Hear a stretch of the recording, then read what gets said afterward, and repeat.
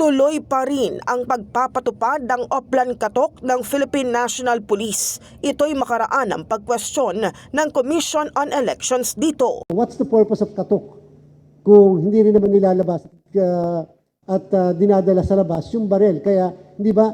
Kaya ang sinususpend ng COMELEC hindi lang yung permit, yung license, kundi yung permit to carry outside the residence. Laging in combination yung dalawang yun eh. So, kung nasa loob ng bahay, hindi naman nilalabas, walang violation yung tao. Ayon kay PNP Chief General Romel Francisco Marbil, malinis ang layunin ng Oplan Katok na masugpo ang pagkalat ng illegal firearms. Paliwanag ng liderato ng PNP, pili lang naman ang kinakatok ng mga pulis at ito yung mga gun owners na pasuna ang license to own and possess firearms at firearms registration. Diretso po yung ating trabaho po yan.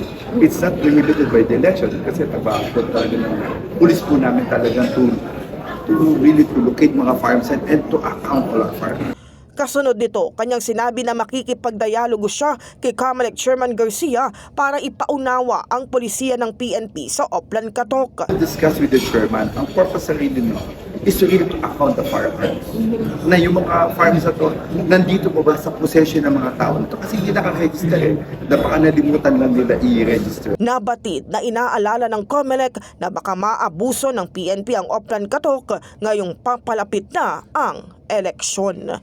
In the heart of changing lives, ito si Brigada Cass Austria ng 105.1 Brigada News of Manila, the Music and News Authority.